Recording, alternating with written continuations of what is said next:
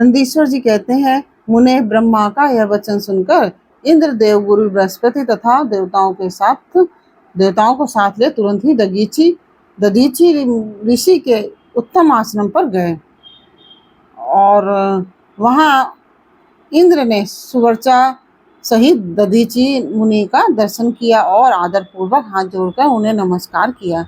फिर देवगुरु बृहस्पति तथा अन्य देवताओं ने भी नम्रता पूर्वक उन्हें सिर झुकाया। दधीची मुनि विद्वानों में श्रेष्ठ तो थे ही, वे तुरंत ही उसके अभिप्राय को ताड़ गए। तब उन्होंने अपनी पत्नी सुवर्चा को अपने आश्रम से अन्यत्र भेज दिया। तत्पश्चात देवताओं सहित देवराज इंद्र, जो स्वार्थ साधन में बड़े दक्ष हैं, अर्थशास्त्र का आश्रय लेकर मुनिवर से बोले, ओम नमः शिवाय। कैसे हैं आप लोग? ईश्वर कृपा से आप सब अच्छे होंगे। ईश्वर सब पे कृपा बनाए रखे, सबका कल्याण करे। आज मैं बता रही हूँ श्री शिव महापुराण के शतरुद्र संहिता अध्याय नंबर 21 से लेकर 25 तक का। और शिव जी के पिपलाद अवतार के प्रसंग में देवताओं की दधीची मुनि से अस्थि याचना, दधीची के शरीर त्याग, वज्र निर्माण तथा उसके द्वारा वृत्तासुर का वध, सुवर्चा का देवताओं को शाप, पिपलाद का जन्म और उनका विस्तृत वृतांत। ओम नमः शिवाय, ओम नमः शिवाय, हर हर बोले नमः शिवाय। गंगाधराय शिव गंगाधराय, हर हर बोले नमः शिवाय। नमः शिवाय, ओम नमः शिवाय, हर हर बोले नमः शिवाय। ओम नमः शिवाय। तदंतर महेशा अवतार तथा वृषेशा अवतार का चरित्र सुनाकर नंदीश्वर ने कहा, महाबुद्धिमान सनत कुमार जी, अब तुम अत्यंत आह्लाद पूर्वक महेश्वर के पिपलाद नामक परमोत्कृष्ट अवतार का वर्णन श्रवण करो। यह उत्तम आख्यान भक्ति की वृद्धि करने वाला है।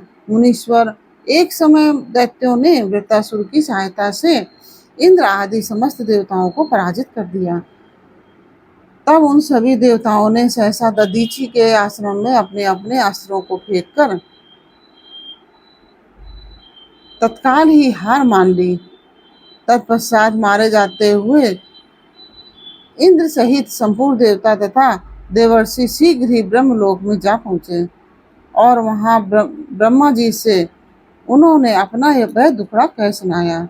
देवताओं का यह कथन सुनकर लोक पितामह ब्रह्मा ने सारा रहस्य यथार्थ रूप से प्रकट कर दिया कि यह सब त्वष्टा की करतूत है। त्वष्टा ने ही तुम लोगों का वध करने के लिए तपस्या द्वारा इस महातेजस्वी वृत्तासुर को उत्पन्न किया है। यह दैत्य महान आत्मबल से संपन्न तथा दैत्यों का अधिपति है। अतः अब ऐसा प्रश्न करो कि जिससे इसका वध हो सके। बुद्धिमान देवराज, मैं धर्म के कारण इस विषय में एक उपाय बतलाता हूँ, सुनो। जो दधीची नाम वाले महामुनि हैं, वे तपस्वी और जितेंद्रिय हैं। उन्होंने पूर्व काल में शिव जी की समाराधना करके वज्र शरीर की अस्थियां हो जाने का वर प्राप्त किया है। अतः तुम लोग उनसे उनकी हड्डियों के लिए याचना करो, वे अवश्य दे देंगे। फिर उन अस्थियों से वज्रदंड का निर्माण करके तुम निश्चय ही उससे वृत्तासुर को मार डालना।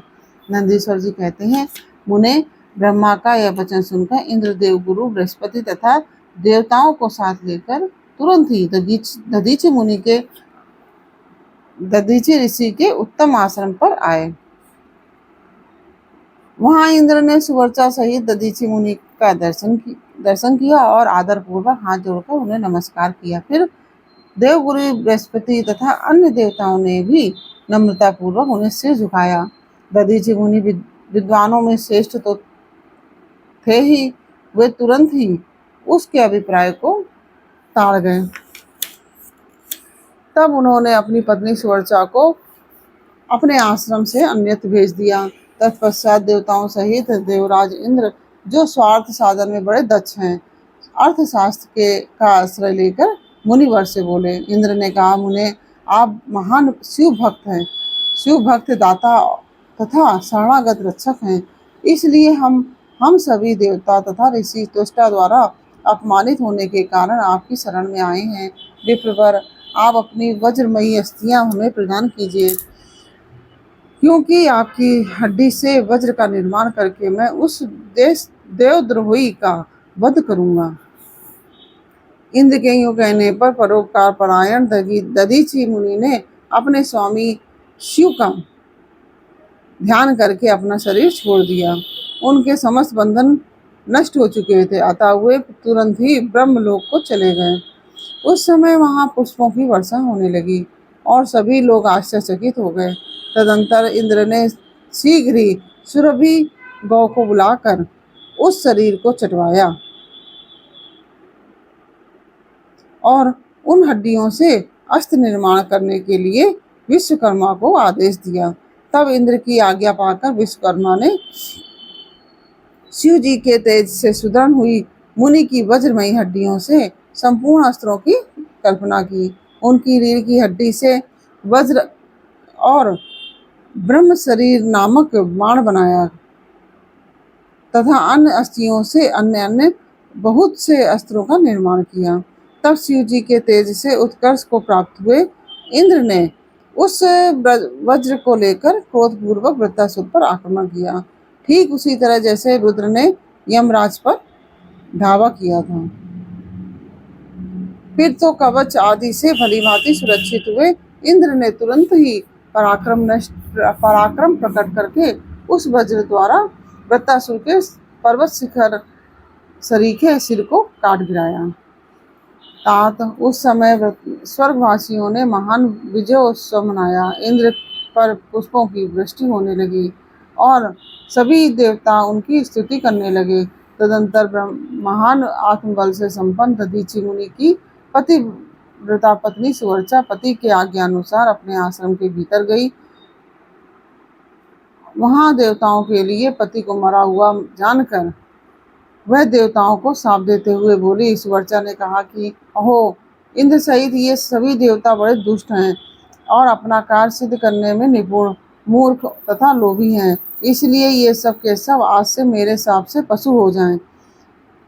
इस प्रकार उस तपस्वी मुनि पत्नी सुवर्चा ने उन इंद्र आदि समस्त देवताओं को शाप दे दिया। तत्पश्चात उस पतिव्रता ने पतिलोक में जाने का विचार किया।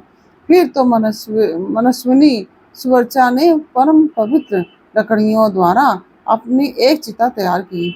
उसी समय शंकर जी की प्रेरणा से सुखदायिनी आकाशवाणी हुई। वह उस मुनि पत्नी सुवर्चा को आश्वासन देती हुई बोली।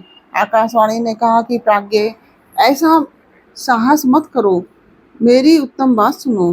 देवी, तुम्हारे उदर में मुनि का तेज वर्तमान है, तुम उसे यत्न पूर्वक उत्पन्न करो। पीछे तुम्हारी जैसी इच्छा हो वैसा करना, क्योंकि शास्त्र का ऐसा आदेश है कि गर्भवती को अपना शरीर नहीं जलाना चाहिए, अर्थात सती नहीं होना चाहिए। नंदीश्वर जी कहते हैं, मुनीश्वर, यूं कहकर वह आकाशवाणी उपराम हो गई। उसे सुनकर वह मुनि पत्नी क्षण भर के लिए विस्मय में पड़ गई, परंतु उस सती साध्वी सुवर्चा को तो पति लोक की प्राप्ति की अभीष्ट थी, अतः उसने बैठकर पत्थर से अपने उदर को विदीर्ण कर डाला। तब उसके पेट से मुनिवर दधीचि का एक गर्भ, वह जो गर्भ था, वह बाहर निकल आया। उसका शरीर परम दिव्य और प्रकाशमान था तथा वह अपनी प्रभा से दसों दिशाओं को उद्भासित कर रहा था। तात दधीचि के उत्तम तेज से प्रादुर्भूत हुआ वह गर्भ अपनी लीला करने में समर्थ साक्षात रुद्र का अवतार था। मुनिप्रिया सुवर्चा ने दिव्य स्वरूपधारी अपने उस पुत्र को देखकर मन ही मन समझ लिया कि यह रुद्र का अवतार है। फिर तो वह महासाध्वी परमानंद मग्न हो गई और शीघ्र ही उसे नमस्कार करके उसकी स्तुति करने लगी। मुनीश्वर, उसने उस स्वरूप को अपने हृदय में धारण कर लिया। तदंतर पतिलोक की कामना वाली विमलेक्षणा माता सुवर्चा मुस्कुराकर अपने उस पुत्र से परम स्नेह पूर्वक बोली। सुवर्चा ने कहा कि तात परमेशान, तुम इस अस्वस्थ वृक्ष के नीचे चिरकाल तक स्थित रहो। महाभाग, तुम समस्त प्राणियों के लिए सुखदाता हो। तब और अब मुझे प्रेम पूर्वक पतिलोक में जाने के लिए आज्ञा दो। वहां पति के साथ रहती हुई मैं रुद्र रूपधारी तुम्हारा ध्यान करती रहूंगी। नंदीश्वर जी कहते हैं कि मुने साध्वी सुवर्चा ने अपने पुत्र से यूं कहकर परम समाधि द्वारा पति का अनुगमन किया। मुनिवर इस प्रकार दधीचि पत्नी सुवर्चा शिवलोक में पहुंचकर अपने पति से जा मिली और आनंद पूर्वक शंकर जी की सेवा करने लगी। तात इतने में ही हर्ष में भरे हुए इंद्र सहित समस्त देवता मुनियों के साथ आमंत्रित हुए की तरह शीघ्रता से वहां आ पहुंचे।